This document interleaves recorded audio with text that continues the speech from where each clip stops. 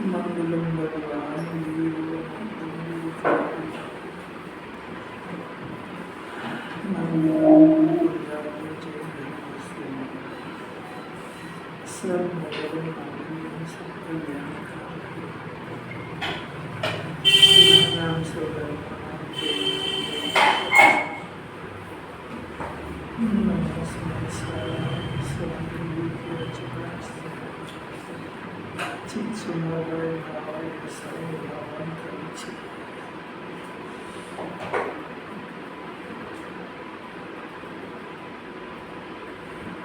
प्रत्येक जीव अपने भाव को कर्ता भोगता है, पर वस्तु को कर्ता भोगता नहीं है। मुंह में जड़ लड्डू को नहीं भोगता, किंतु उसके लक्ष्य से होने वाले राग को भोगता है। शुद्धात्मा के अनुभव में धर्मी जीव मुख्य रूप से राग द्वेष के कर्ता या भोगता नहीं है, किंतु स्वभाव दृष्टि में निर्मल पर्याय को करते हैं और उससे आनंद को भोगते हैं। कितना बड़ा रहस्य। जीव का स्वभाव अनादि से अकर्ता अभोक्ता अवेदक है।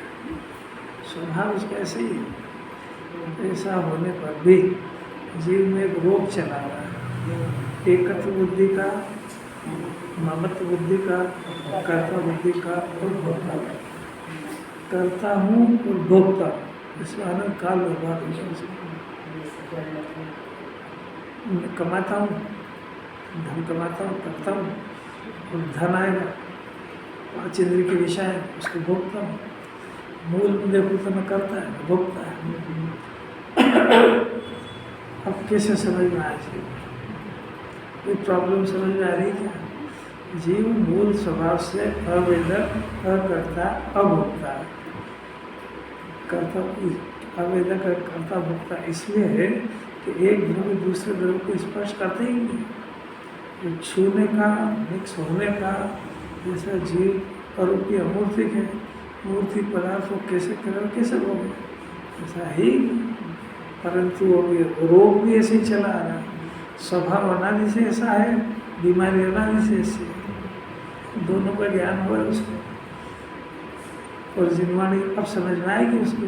ये जिनवाणी कह रही है कि अकर्ता और भोक्ता है, पर इसको ये जो रोग चला रहा कर्ता भोक्ता का, ये ठीक होना चाहिए। तो जैसा स्वभाव है स्वस्थता, अकर्ता अभोक्ता अवेदक, करेक्ट होना चाहिए। बस किसी तो बात है। कैसे समझ में आए जी?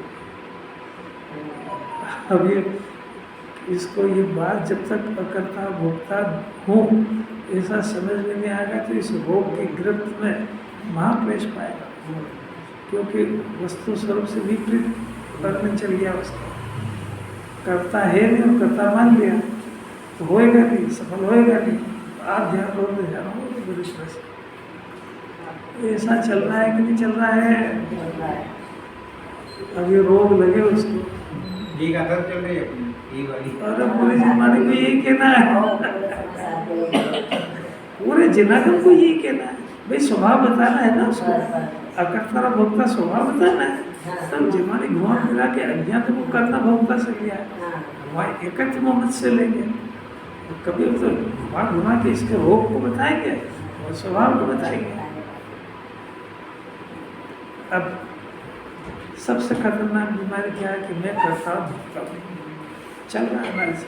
किस काम की पर द्रविका, तो जमाने के नहीं, पर द्रविका तो करता भोगता दोनों बात लेना एक साथ। ज्ञानी भी नहीं, अज्ञानी भी नहीं। क्यों? क्योंकि वस्तु स्वरूप का उल्लंघन दोनों ही नहीं करते। मैंने अपने द्रव्य क्षेत्र काल भाव को छोड़ के दूसरे को भोग करे, दूसरे की पर्याय को करे, ऐसा संभव नहीं है। इसलिए पर का कर्ता भोक्ता तो कोई भी नहीं है। मानता है, इसका नाम मिथ्या दृष्टि। एक बात हुई। अब दूसरी बात कि अब जीव को जिनवाणी को समझाने के लिए जीव का स्वरूप बताते हैं कि उसको पहले प्रमाण मिलाते हैं कि वो अपने द्रव्य गुण पर्याय की मर्यादा में जो कुछ करता है उसका कर्ता भोक्ता है। तो रागद्वेष का जो परिणाम होता है उसका कर्ता और भोक्ता जीव है, क्योंकि वो उसके परिधि में मर्यादा में हो रहा है। तो जीव राग द्वेष का मोह का कर्ता और भोगता है। करता भी है उसको, क्योंकि उससे कर्म बनते हैं, उसके फल उसको भी भोगता है। जड़ पदार्थ को नहीं करता भोगता है। पहले इतना लेके आओ, इतना लेने में परद्रव्य की कर्ता बुद्धि ढीली हो जाएगी। जब तक परद्रव्य की कर्ता बुद्धि ढीली नहीं होगी, ये बात समझने की पात्रता ही नहीं जगेगी। अगली क्लास में ले जाना, ये कुछ वस्तु स्वरूप नहीं और स्वभाव भी नहीं है, क्योंकि राग का कर्ता जीव है नहीं, पर वो विभाग तो प्रण ज्ञान आना से।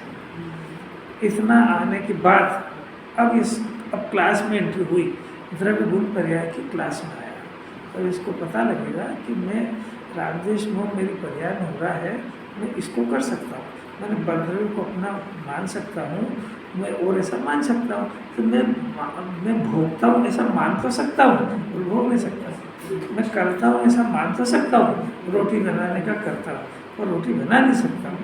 इतनी बात समझ में आने पर आगे बात आएगी। ये क्लास पास हो जाए, ये क्लास पास नहीं हुई अनादि से ही।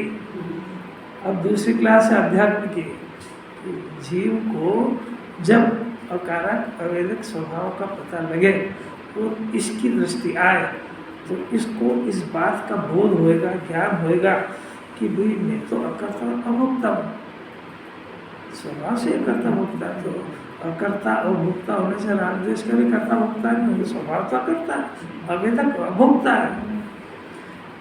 ऐसा बोध होने पर स्वभाव प्रकट होता है, तो नए का जन्म होता है। निश्चय नए और व्यवहार नए, निश्चय नए और व्यवहार नए से तो दो नए प्रकट होते हैं। एक अकर्ता अभोक्ता की दृष्टि और कर्ता रूप परिणमन, तो यहाँ से उसको सद्भुत व्यवहार का जन्म होता है। तो सद्भुत व्यवहार के अंदर जो उसके स्वभाव जैसा परिणाम है, त्रिकाल स्वभाव शुद्ध है और उसका जैसा स्वरूप है, जैसा उसको शांति प्रकट हुई, आनंद प्रकट हुआ, आत्मा का ज्ञान प्रकट हुआ, जानता हूँ ऐसा ज्ञाता का स्वभाव प्रकट हुआ, तो इस जानने का करता है और इस वितराग परिणाम जो हुआ इसका भोक्ता है। इसका नाम सद्भुत व्यवहार है। ये जीव राग का कर्ता भोक्ता नहीं है, पर का तो वहाँ तोड़वा दिया था। अब यहाँ पे दो नए प्रकट हो गए। तो जब स्वभाव की दृष्टि से समय सार जब पढ़ाएंगे तो अकर्ता और अभोक्ता अवेदक आत्मा को बताएंगे। यदि करता है तो सिर्फ निर्मल पर्याय का कर्ता और उसका भोक्ता है। क्यों? क्योंकि उसके स्वभाव से मैचिंग का परिणाम है, और वो उसके आशय से पैदा हुआ है। ये भी जीव समय सार में उसको राग का भी कर्ता भोक्ता जीवानी मंजूर नहीं करेगी दृष्टि की अपेक्षा से। और जब प्रवचन सार चलाएंगे तो वहाँ नए की तरफ से बताएंगे कि ज्ञानी होने पर भी जितना राग द्वेष का परिणाम बचा है, अनंत नहीं बनाना भी, तो फिर अगर कोई भी कर्ता नहीं हो इसका, तो फिर एक कर्म के खाते में चला जाएगा, तो फिर जीव स्वच्छंद हो जाएगा। अगर वो बचा हुआ राग द्वेष का भी कर्ता नहीं होगा तो मोक्ष मार्ग में बढ़ने की जरूरत ही क्या रहेगी? बात समझ में आ रही है क्या? इसलिए वहाँ पर दो नए लागू चढ़ेंगे। एक अशुद्ध निश्चय नए से जितना राग द्वेष है उसका वो कर्ता और भोक्ता है, शुद्ध निश्चय नए से वितराग परिणाम का कर्ता भोक्ता है, और परम शुद्ध निश्चय नए से अकर्ता और अवेदक। इतना समझना पड़ेगा उसको। एक बात कुछ भी नहीं चलेगी। ज्ञानी होने के बाद भी जितना शुभ अशुभ परिणाम चल रहा है उसका कर्ता भोक्ता है, और ज्ञान कैसे नहीं? तो यथार्थ समझना बराबर अकर्ता अभोक्ता भी है, राग द्वेष मोह का कर्ता भी है, वितराग भाव का कर्ता भी है, अकारक अवेदक भी है, और परद्रव्य का कर्ता नहीं है। इतना सारा समझना पड़ेगा। इस चक्रव्यूह में वो समझने का प्रयत्न करे, उसको गुरुदेव का शिष्य कहते हैं। सर्वान समझना चाहिए। कितनी सारी बातें हैं इसमें, क्या कर रहा है। और ये शास्त्र का पद्धति होती है। अब वो अगर समय सार की शैली प्रवचन सार में लगाएगा तो सब अर्थ गलत निकलेगा, और उस शैली को यहाँ लगाएगा तो ये सब अर्थ गलत निकलेगा। प्रमाण ज्ञान सहित नए ज्ञान होता है, शास्त्रीय बात है। खाली नए का ज्ञान मिथ्या ज्ञान होता है, प्रमाण का पता ही नहीं है। इतना सारा समझना है। अब अपनी बात चलती है। आज नई गाथा है 304 तो 305 बहुत अलौकिक गाथा है। पहले गाथा पढ़ लेंगे।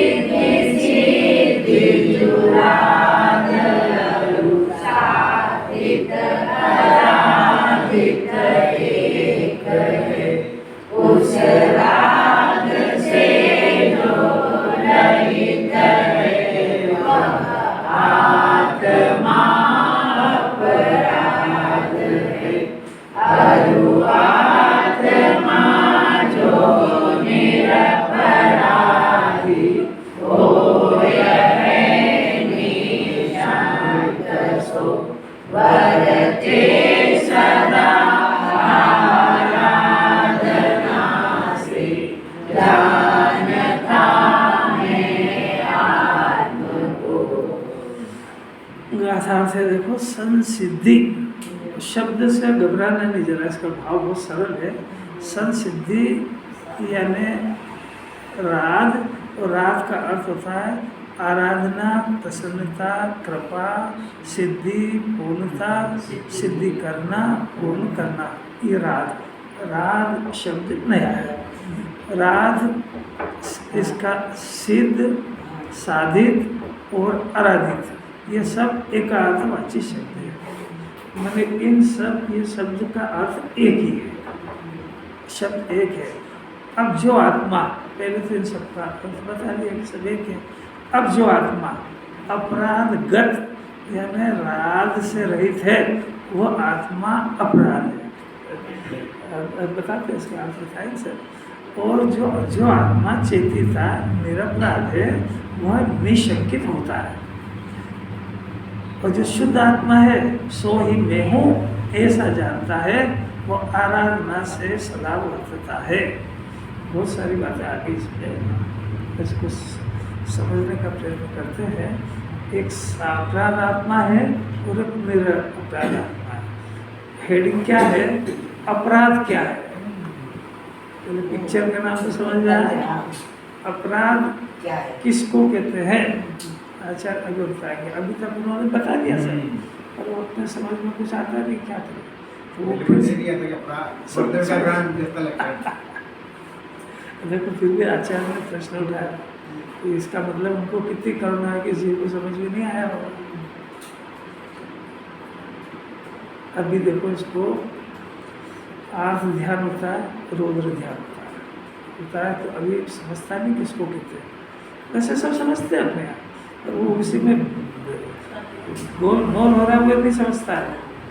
परिभाषा सुनना जरा जिनवाणी की, अपनी बुद्धि को रखना पास में और फिर से मिलान करना। इस जीव को अनादि से उदय आ रहा है, पाप और पुण्य के संयोग आ रहे हैं। तो पाप का उदय आता है, उसमें क्या होता है, प्रतिकूलता आती है उसके, शरीर में रोग हो जाए, आजीविका साधन नहीं हो, रहने की व्यवस्था नहीं हो, बीमार हो, वगैरह वगैरह सब को परिचित है। जो इसको असुहावना लगता है, जो इसको अपने बर्तन में प्रतिकूल लगता है जीवन में, और इसको ठंड लग रही है, ओढ़ने को नहीं मिल रहा है, गर्मी लग रही है, पंखा नहीं मिल रहा है, तो ये बेचैन होता है। इन सब का नाम असाता कर्म का उदय है। इस कर्म के उदय में देखना, यहाँ से शुरू होता है अवध्या। इस कर्म के उदय में ये जीव को वो पसंद नहीं आने से ये खेत खिन्न होता है, और अंदर इसके परिणामों में दूर कब हटे, कैसे हटे, ऐसी धारा चलती है कंटिन्यू। इस धारा का नाम आर्थ ध्यान है। आप तो सब समझते हो, चलता है कि नहीं, इससे कोई मतलब नहीं है। चलता है, इसका फल पशुगति है। ये ज्ञान से क्या काम है? इसका जो परिणाम चल रहा है फल तो उसका लगेगा, तेरा ज्ञान का थोड़ा लगेगा। बात समझ में आई? रोग ध्यान इससे खतरनाक है। तो पुण्य के ये जो चलते हैं ना, जिसके चलते उसको समझ में नहीं आती। ये गजब की बात है। अभी वही बताएंगे, इसलिए नहीं आती है कि जो शराबी होता है ना, नशा करने वाला, जो बहुत ज़्यादा नशे में धुत होता है, उसको नहीं पता रहता है कि मैं नशे में हूँ। वो तो जब वो नशा उतरता है और थोड़ा मंद होता है तब उसको लगता है कि मैं अभी तक नशे में था। बात समझ में आई क्या? वो जब नशे में धुत होता है ना, तब तक उसको है नशे में ही, वो इतना ज़्यादा है कि उसको पता ही नहीं है कि मैं नशे में हूँ। वो नशा जब मंदा पड़ता ही वो तो जब वो मंदा पड़ता है तो कम नशा होता है, तब उसको ये ख्याल आता है कि मैं अभी तक नशे में था। वो गटर में पड़ा हुआ हो, वो गालियाँ बकरा हो, तो उसको थोड़ी पता है कि मैं नशे में हूँ। वो जब थोड़ा कम होता है तब उसको कि अपन कहाँ पड़े हुए, हमने वो रहना घर में था, यहाँ पड़े हुए। ये कब होता है? जब उसका नशा कम। ऐसा इस जीव को मिथ्यात्व का नशा ज़्यादा है, तो इसको समझ में नहीं आता कि मेरे को आज ध्यान चल रहा है कि रोग ध्यान। तो जब मिथ्यात्व का असर थोड़ा कम पड़ता है, थोड़ा तत्व अभ्यास से इसकी ज्ञान में तो थोड़ा थोड़ा खुलने लगता है। थोड़ी मिथ्यात्व मंद ना हो, कषाय मंद की कोई वैल्यू नहीं है जैन दर्शन में। पूरे कषाय मंद को वेरिएबल मान के 9वें ग्रह तक चला गया। आपको कोई बात समझ आ रही है? बहुत सीरियस बात है। कषाय मंद अनंत बार कर चुका है, क्योंकि इसको खुद को तीव्र कषाय पसंद नहीं आती है और कषाय से सेल नहीं होती, तो इसको प्रैक्टिस है तीव्र कषाय से मंद कषाय में आने की। परंतु मिथ्यात्व की तीव्रता में उसको ये नशे ये समझ में नहीं आते। माने आर्थ ध्यान वाले को नहीं पता लगता है कि मेरे को आर्थ ध्यान चल रहा है। आई बात समझ? अब रौद्र ध्यान सुनो। अब ये देखो, एक तो परिभाषा सुनना है, ये परिभाषा सब जिन्हें परमात्मा ने दी है और ये जीव के अंदर चल रहे हैं सब ध्यान। और ये जो बात चल रही है धर्म ध्यान की चल रही है, तो धर्म ध्यान प्रकट करने के लिए आर्थ ध्यान रौद्र ध्यान का भी परिचय होना चाहिए।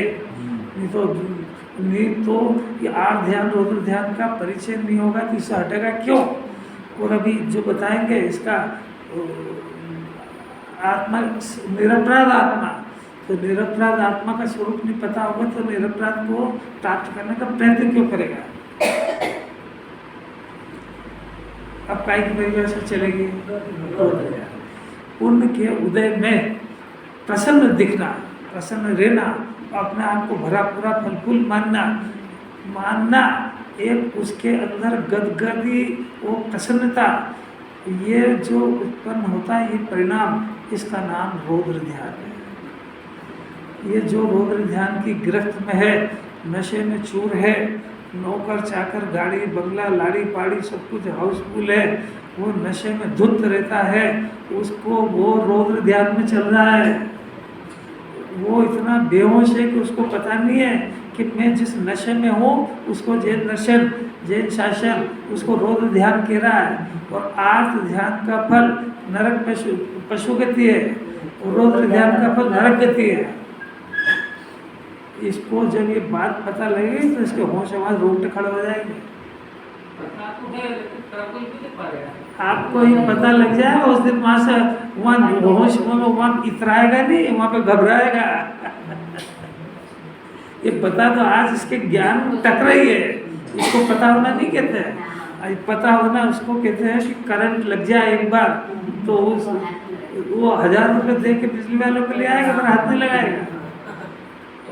पता लगना उसको कहते हैं कि अंगारा जल रहा है, तो कोई लाख कहे कि अंगारा फिर नहीं पता उसको, तो एक बार उसकी उंगली जल जाए, वो गर्म चिमटे को हाथ लगा ले, गर्म तवे को हाथ लगा ले, तब पता लगता है कि अग्नि किसको कहते हैं। पता समझ में आई बात? अग्नि गर्म है, ये ज्ञान कोई काम का नहीं है। वो अनुभव जो उंगली छेड़ गई है ना, वो अनुभव काम का है, उसको कहते हैं गर्म होने का ज्ञान। आर्त ध्यान और रौद्र ध्यान का पता लगना उसको कहते हैं जो इससे बच के धर्म ध्यान में जुड़ता हो। इसके फल का ज्ञान होने से इन परिणामों से घबराता है। अभी तक वो फल से घबराता था, अब उसको लगेगा कि फल तो कारण है, एक कार्य है, उसका बीज तो यह है। इस जानकारी कोई वैल्यू नहीं है। सबको पता है कि अग्नि गर्म होती है, अभी अपनों को नहीं पता है कि शरीर को अपना मारने का फल निगोद है। इसको कोई पता कहते है क्या? उसको डर बैठ जाए अंदर कि अगर मैं इस जन्म में हूँ तो आत्मा ही, और अपने को आत्मा नहीं मान पाया तो निगोद जाने से कोई रोग, कोई ईश्वर का आशीर्वाद वगैरह नहीं चलता है। यहाँ तो अपने को अपनी मान्यता बदलना पड़ेगी। मैं अकर्ता हूँ और ये कर्ता बुद्धि है, दोनों का ज्ञान होता है यथार्थ। तो कर्ता बुद्धि का फल भी उसके ज्ञान में है और अकर्ता बुद्धि का फल भी उसके ज्ञान में है। तो अब आपसे पूछते कौन सा फल पसंद करने का प्रयत्न करेगा? जिसको पसंद किया तो उसका पुरुषार्थ किस तरफ जाएगा? ये डर भी कहाँ से पैदा करा?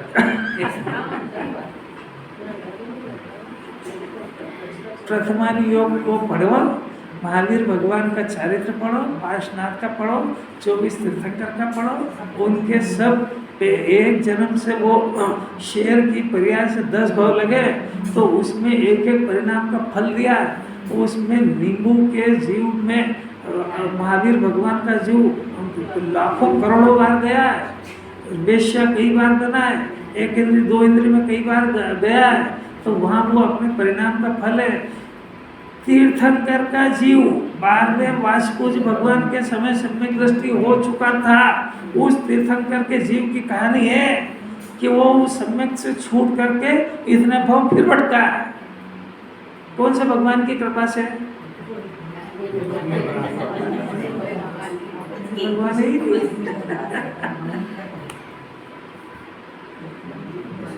वो उसको पता था बोलने की सजा है, पर इसका पश्चाताप कब हुआ? जब सम्यक दर्शन ज्ञान हुआ कि मैंने करा क्या है। आपको एक अभी उदाहरण नहीं दिया कि शराबी का नशा थोड़ा कम होता है, यानी जिसको मिथ्यात्व का जहर ज़्यादा चढ़ गया है वो आत्म ध्यान रौद्र ध्यान में डूबा पूरी तरह से। और दो ही तो है, या तो प्रतिकूलता में रो रहा है और या अनुकूलता में। प्रतिकूलता में रोना ही रोना है कि ये कब दूर हो, और अनुकूलता में सब छोड़ना है, भगवान वगैरह सब।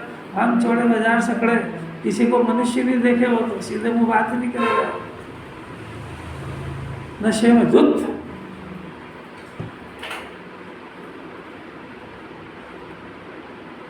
वो भी प्रसन्न है। और यहाँ राध की परिभाषा भी प्रसन्न है। देखो राध का अर्थ देखो नीचे, राध यानी आराधना और प्रसन्नता। तो वो जो प्रसन्नता है वो प्रसन्नता नरक और पशुगति का कारण है। और एक प्रसन्नता जो अपने आत्म स्वभाव को जानने के बाद अपने स्वभाव के आश्रय से उत्पन्न होती है, ऐसी निरपराध दशा उसको राध कहते हैं। और वो असली प्रसन्नता है, क्योंकि वो ये प्रसन्नता का कारण इसका शुद्ध आत्मा इसकी प्रसन्नता का कारण है, आत्मा के आश्रय से हुई है। ये जीव निरपराधी है।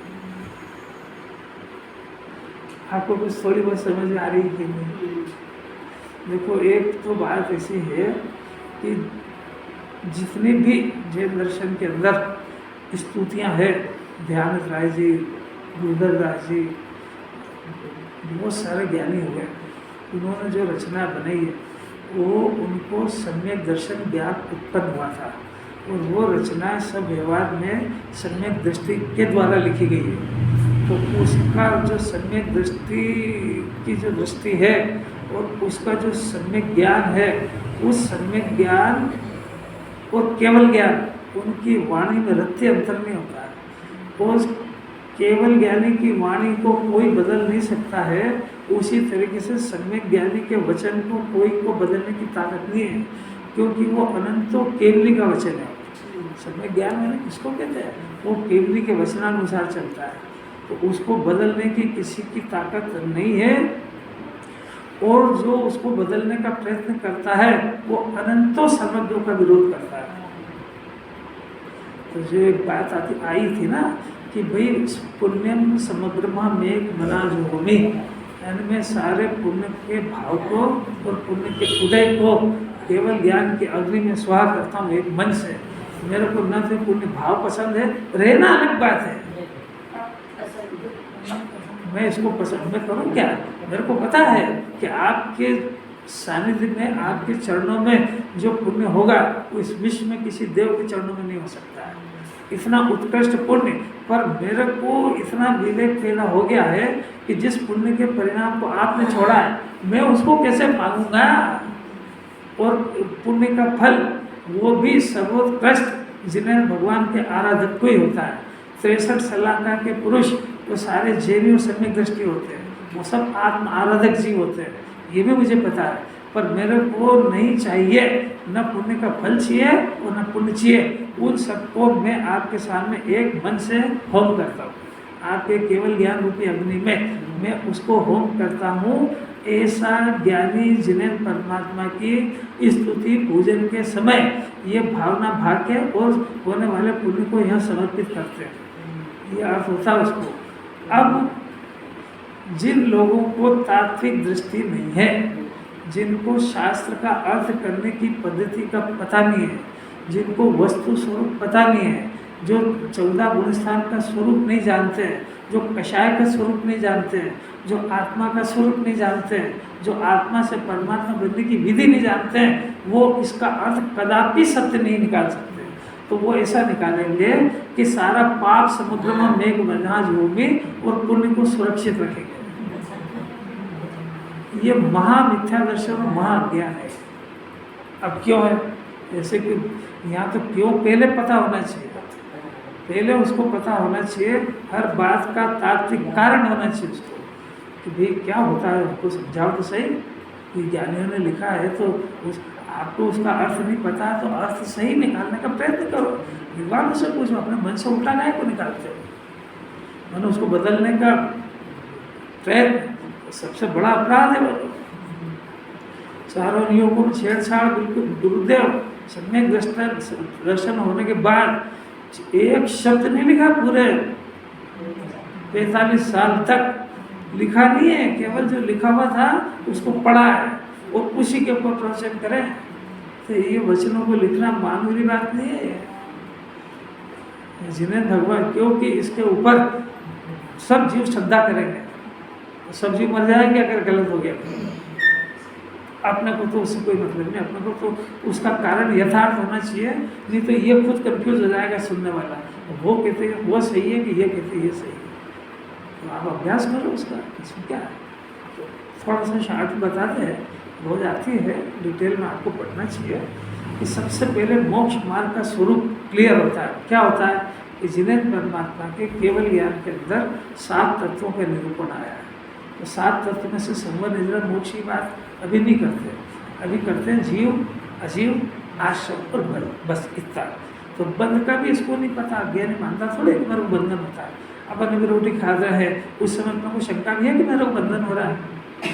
अपन सो रहे हैं आराम से, तो अपने को लगता है कि बंधन हो रहा है कि मुक्ति हो रही है। अरे दुख हो रहा है कि मजा आ रहा है? मजा आ रहा है ना, तो बंधन हो रहा है ये नहीं दिख रहा है, मजा आ रहा है दिख रहा है। तो आश्रम में मजा आ रहा है उसको। अरे मजे में आरत भगवान है कि सोने वाला है? जरा तुलना तो करो। अब देखो, एक जीव है, एक अजीव है और एक आश्रम का परिणाम। आश्रम माने इसको जो विकल्प उत्पन्न होते हैं इसको आश्रम कहते हैं, और जो शरीर है इसको अजीव कहते हैं, और इन दोनों को जानने वाला जो ज्ञान है उसको जीव कहते हैं। ये तीनों कब से हैं? अनादि से होने पर अज्ञानी जीव इन तीनों को एक मेघ जानता है, न अजीव को जानता है न आश्रम बंध को जानता है। तो जब आश्रम बंध और अजीव को नहीं जानता है तो आश्रम बंध जिनके खत्म हो गया उनको भगवान कहते हैं। इसका अर्थ है कि भगवान को भी नहीं जानता है। आपको कुछ बात समझ में आ रही क्या? क्योंकि आश्रम का परिचय हो तो उसको ही पता लगे कि ये आश्रम जो जिसका मेरे को ज्ञान है ये जिनके समाप्त हो गया। अब आश्रम तो शास्त्रीय शब्द है, विकल्प, विकल्प को आश्रम कहते हैं। विकल्प का दूसरा नाम राग है, राग से तो परिचित है। राग और विकल्प से तो परिचित है कि नहीं है? तो राग और विकल्प चल रहे हैं कि नहीं चल रहे हैं? जीव है कि नहीं कि है? तो इन दोनों को अलग अलग जानता है कि एक जानता है? एक जानता है, तो मतलब उसका भेद नहीं जानता है, नहीं जानता है ना, इसी को अज्ञानी कहते हैं। अब ये जो विकल्प उत्पन्न हो रहा है कि किसके पीछे हो रहा है, कि शरीर के पीछे हो रहा है, इसको अजीब कहते हैं। ये भी नहीं जानता है, नहीं जान रहा है ना। अब ये जब विकल्प को नहीं जानता है तो जिसके विकल्प खत्म हो गए वैसे भगवान को कैसे जानेगा? क्योंकि वो तो आश्रम रहित है। आई क्या बात समझ में? जब इस जीव को आश्रम रहित भगवान होते हैं, उनका पता नहीं है, तो ये आश्रम का अभाव करने का प्रयत्न क्यों करेगा? टू दी पॉइंट बात है वो, इस ज्ञान को टू दी पॉइंट समझाना है इसको। ये ज्ञान इतना पावरफुल है अज्ञान दशा में भी कि आदेशात्मक भाषा नहीं सुनता है, मानता नहीं है। और जैन दर्शन के अंदर केवल सिद्धांत बताए जाते हैं, सिद्धांत बताए जाते हैं, थोपे नहीं जाते हैं। तो आपको सिद्धांत बताए जाएंगे, थोपे नहीं जाएंगे, आपकी मर्जी है। वो सिद्धांत का जो उल्लंघन करता है वो तुम पाता है, सीधी बात है, वो जीव अपराधी है। कहाँ तक आए अपन? आश्रम का जीव को परिचय नहीं है, जीव का परिचय भी नहीं है, और जिसके पीछे परिणाम हो रहे ऐसे अजीव का भी, अजीव का जीव रूप में परिचय है, अजीव को जीव मानता है, आश्रम को मेरा परिणाम जानता है। जब मेरा परिणाम जो जानेगा वो इसको क्यों अभाव करेगा? अब पहली बार जब ये बात सुनेगा तब उसको लगेगा कि भाई आश्रम भाई भगवान होते हैं, तो आश्रम का अपन अभाव कर सकते हैं क्या? कि हाँ कर तो सकते हैं। तो अब इस विकल्प के दो हिस्से हो गए, दो हिस्से मतलब एक तीव्र कषाय और एक मंद कषाय, क्योंकि कषाय को आश्रम कहते हैं ना, आश्रम कषाय को कहते हैं, विकल्प को कहते हैं, राग को कहते हैं, ये तीनों सब एकार्थवाची है।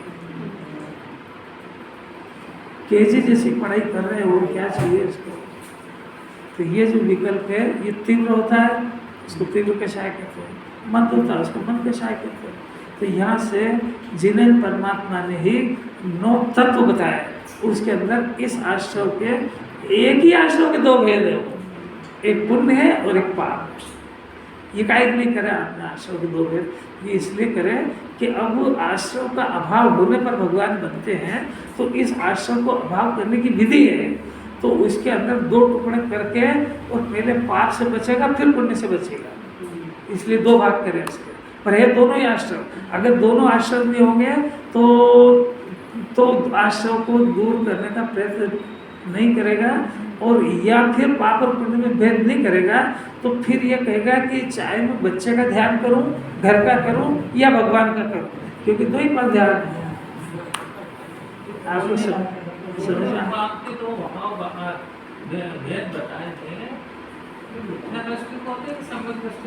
ये आपको किसकी बात समझ में आ रही है? आप किसकी बात समझ में? बिल्कुल नहीं, वस्तु स्वरूप की बात चल रही है। पहले वस्तु स्वरूप को समझने का प्रयत्न करो। बार बार कह रहा हूँ मैं कि जिन्हें परमात्मा ने पहले वस्तु स्वरूप को बताया है, तो वस्तु स्वरूप को बता रहे हैं कि जीव अजीव आश्रव बद्ध, और इनको जीव नहीं जानता है। वस्तु स्वरूप बताया कि एक आश्रव है, एक अजीव और एक जीव है। तो अज्ञानी जानता है क्या कि जान जाएगा तो ज्ञानी बन जाएगा? तो किसकी बात चल रही है? कि वस्तु स्वरूप की चल रही है। जो इन तीनों को भिन्न भिन्न जान लेगा, अजीव को, आश्रव को और जीव को, तो वो ज्ञानी बन जाएगा, तो उसका संवर का जन्म हो जाएगा।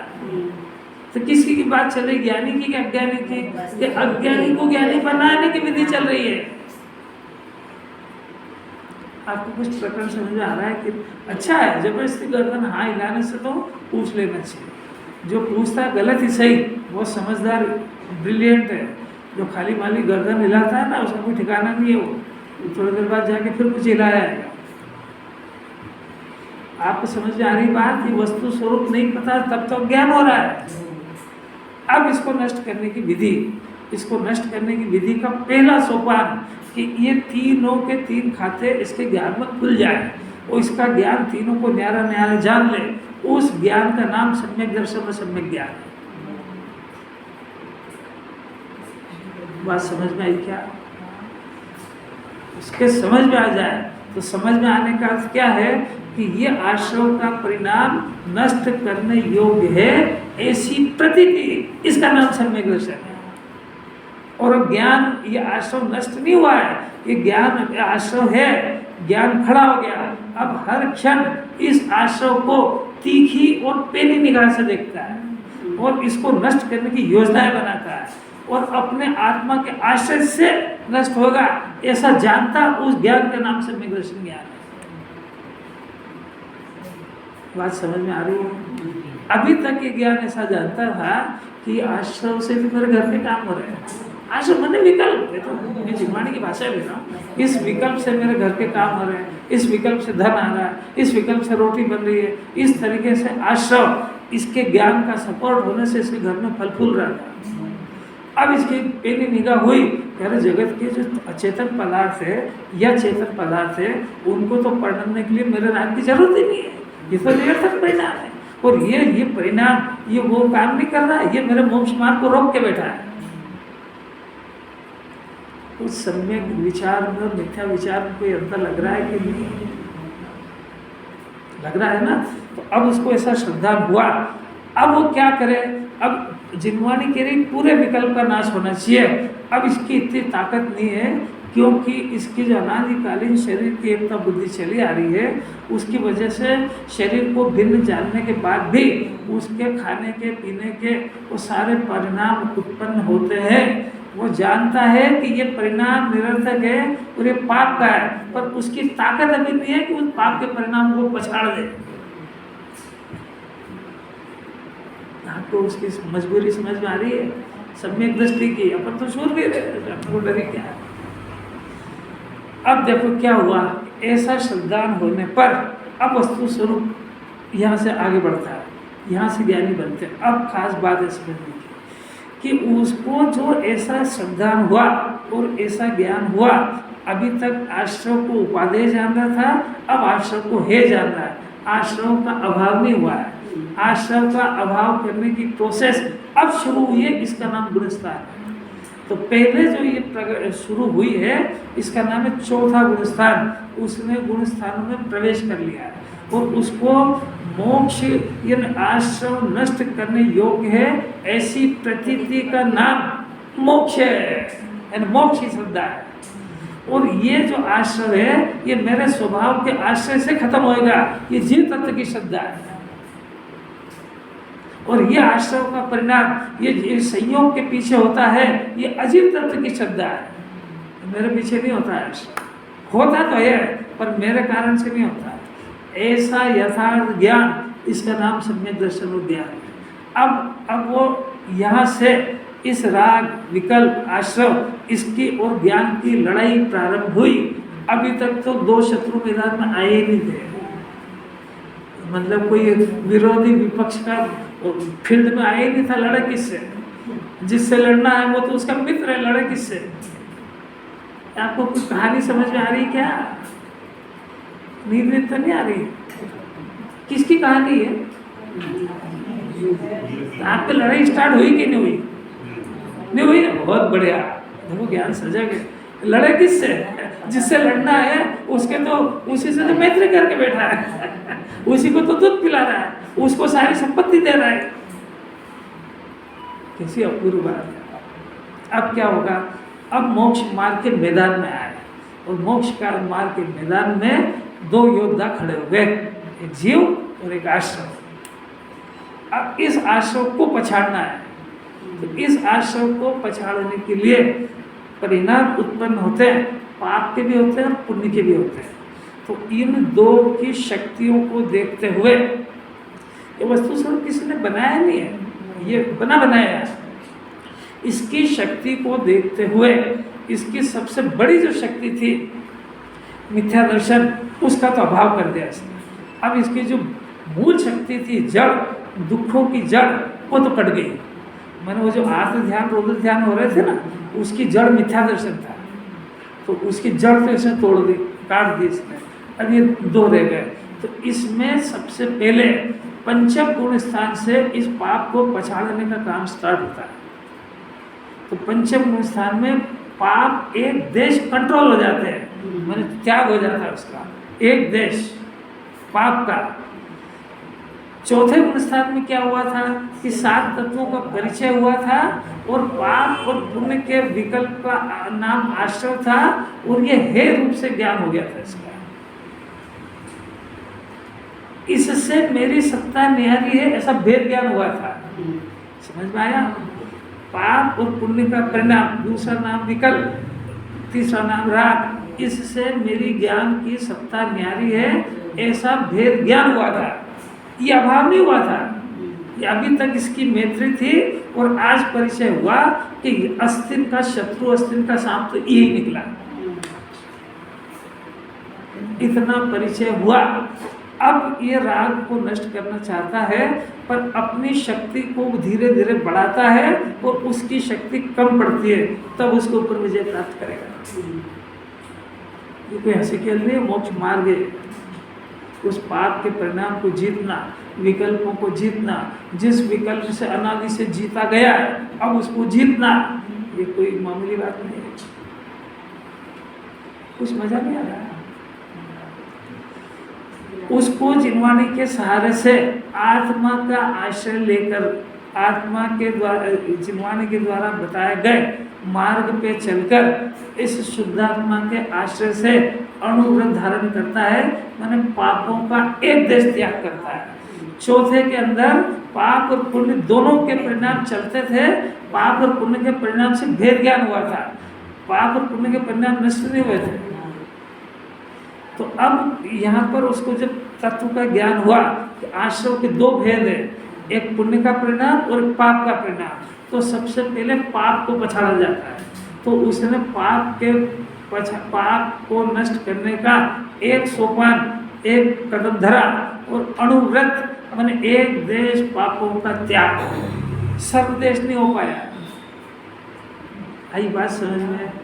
इधर एक स्वभाव के आश्रय से स्वभाव में लीन होकर के, एकाग्र होकर के शुद्धोपयोग को बढ़ाकर ये अपनी शक्ति को बढ़ाया, वो कषाय की शक्ति को घटाया मैंने वो तो घटती जाती है। तो उसमें एक देश अणुव्रत धारण करके पाप की कमर तोड़ दी मैंने, एक देश पाप। इसके बाद फिर शुद्धात्मा की बूटी को सूंघकर बार बार स्वभाव में एकाग्र होकर फिर महाव्रत मैंने समस्त ही पापों का त्याग कर दिया। आपको बात समझ में आई क्या? इसका नाम मुनि दशा है। फिर से सुनना है। पाप और पुण्य से भेद ज्ञान का नाम चौथा गुण स्थान है। एक देश पाप का अभाव वो पंचम गुण स्थान है। और वो पंचम गुण स्थान की अंतिम प्रतिमा जब क्षुल्लक एलक होते हैं तब वो लंगोट को धोने का परिणाम बदलने का होता है। उसके पहले उसके अलावा के सारे परिग्रह का त्याग हो जाता है। वो जरा सी लंगोट जब तक है उसको धोने का भाव और बदलने का भाव, वो अशुभ भाव जरा सा बच गया और वो अंतिम पंचम गुण स्थान की अंतिम प्रतिमा में वो भी छूट गया, खलास हो गया और मुनि दशा अंगीकार हुई तो समस्त ही पाप के ऊपर उसने विजय प्राप्त कर। बात समझ में आ रही है? आश्रय से लड़ने की विधि। तो पहले ये पापाश्रय खलास, अब बच गया पुण्य का परिणाम। अब यदि पुण्य को आप सुरक्षित रखोगे तो उसका अभाव काय को करोगे? इससे लड़ाई तो अब शुरू हुई है। अपना अर्थ कौन सा चल रहा है समझ में आ रही है? पुण्यम समुद्र में मना जो में, ये जो पुण्य का परिणाम है इससे लड़ाई तो छठे में शुरू होती है और इसके ऊपर पूरी विजय प्राप्त हुई कि आश्रम चारों खाने चेक और भगवान बन जाएगा। अब यदि तुम इसको सुरक्षित रखोगे तो छठे 7वें 8वें में करोगे क्या? वो राग तो बच जाएगा। उस राग का अभाव करने की तो अब ये तो हुई प्रोसेस की बात। जो एकदम अज्ञानी जीव है तो वो इस मार्ग को समझेगा कि नहीं? वो समझेगा तो वो इस पूरे मार्ग में समझने पर उसको लगेगा कि ये जो पुण्य का परिणाम है ये छठे के बाद इससे लड़ाई होती है वितराग भाव आत्मा की ज्ञान की, तो ये पिटता जाता है और 10वें के अंत में तो पुण्य इतना परास्त हो जाता है बुद्धिपूर्वक कि वो कहता है कि भैया अब मैं आगे नहीं जा सकता। तो सम्यक दर्शन में ही जब उसको न्यारा जान लिया तो उसका तो कहना है कि राग से मेरे को कोई शिकायत ही नहीं है, ये अनंत तक जाए तो मेरा को क्या तकलीफ है, ये अलग पड़ा हुआ अपना काम कर रहा है, मेरे मोक्ष मार्ग में तो बाधक है ही नहीं है। बात समझ में आ गई क्या? मेरे मोक्ष मार्ग में ये बाधक नहीं, इसी का नाम तो सम्यक दर्शन ज्ञान है। नहीं आ रही समझ में? समझने का प्रयत्न करना, इस मार्ग से जीव को गुजरना है, और जिस परिणाम से लड़ना उससे डर जाएगा तो भी काम नहीं चलेगा, और उससे मैत्री कर लेगा तो भी नहीं चलेगा। सम्यक ज्ञान आत्मा के आश्रय से हुआ, और आत्मा के आश्रय से जो शुद्ध उपयोग हुआ, तो ये सब चीज ज्ञान में आई क्या जो आपकी बताई? तो फिर क्या अंधा है क्या ज्ञान? आपका पेट दुख रहा आपके ज्ञान में आता है कि नहीं आता? जो पूछ रहे वो बताओ आप, आपका पेट दुखेगा तो आपके ज्ञान में आएगी कि नहीं? अरे यार बोलते क्यों नहीं? अरे आपका पेट दुखेगा तो आपके ज्ञान में आएगी कि नहीं? समझ में नहीं आती? बस बस इतना आएगी कि नहीं? अच्छा, वो पेट दुखना बंद हो गया तो ज्ञान में आएगा कि नहीं? तो इसको शुद्धोपयोग नहीं था, शुभोपयोग था, तो ज्ञान में आएगा कि नहीं? और शुभोपयोग से शुद्धोपयोग हुआ तो ज्ञान में आएगा कि नहीं? कि बेहोश है क्या? वो तो सबको जानेगा। पर का आश्रय नहीं लेगा, वो पर का आश्रय से तो वो शुद्धोपयोग गिरता है, ऐसा ज्ञान होएगा तो वो जानेगा कि ये लेना नीचे फिर भी हो रहा है, इसमें नहीं टिक पा रहा, मजबूरी है। बात समझने का प्रयत्न करो, तर्क वितर्क से कुछ नहीं होता है। आपको घर में रहना चाहिए पर आप रह नहीं सकते हो, मजबूरी है, जाना पड़ेगा आपको बाहर।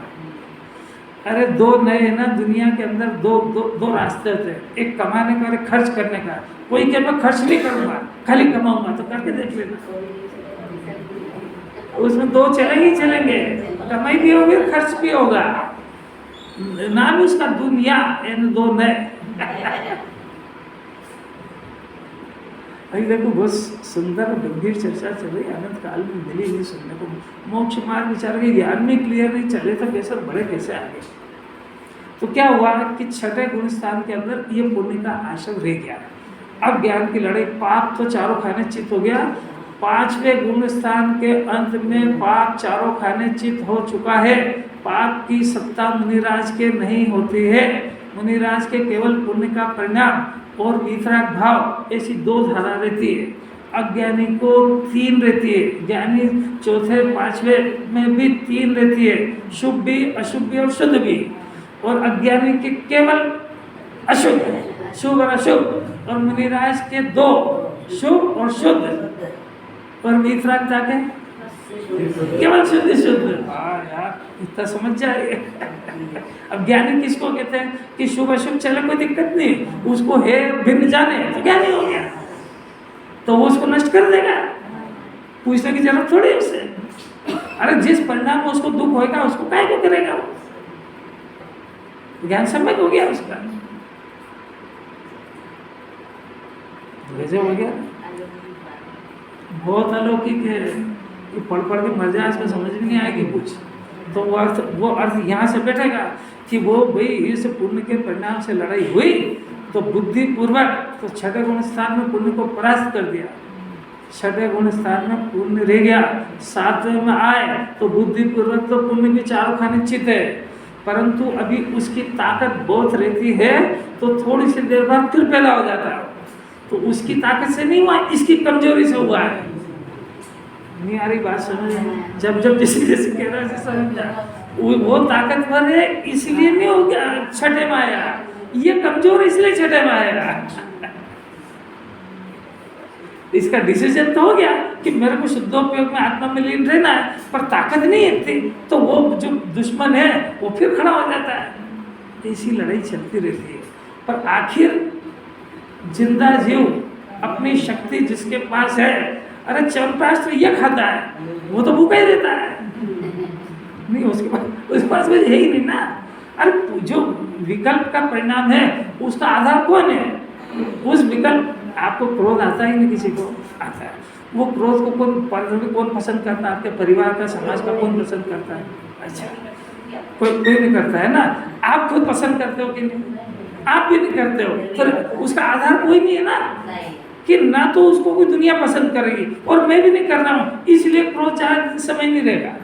और अगर इसने पसंद कर लिया तब तो उसका सपोर्टर मिल गया। अब तक कोई समझ में आई? क्रोध का सपोर्ट कौन कर रहा है? वो अज्ञानी कर रहा है। जल रहा है, दुखी हो रहा है, फिर भी कह रहा है क्या, आप मेरे क्रोध को जानते नहीं हो, मेरा स्वभाव है। आप मेरी मायाचारी को नहीं जानते हो, कहीं दाव पे फंसेगा तो हलाल हो जाएगा पूरा। नहीं आ रही समझ? ये अवगुणों को गुण में व्यक्त करता है। क्या करे राकेश? ये समझ नहीं पा रहा है कि क्रोध का फल सांप बनेगा, मायाचारी का फल ढोर बनेगा। नहीं समझ पा रहा है तो अज्ञान से खेल रहा है। और खेल रहा है, भले खेल, वो तो डसेगा, वो उसका तो काम करेगा।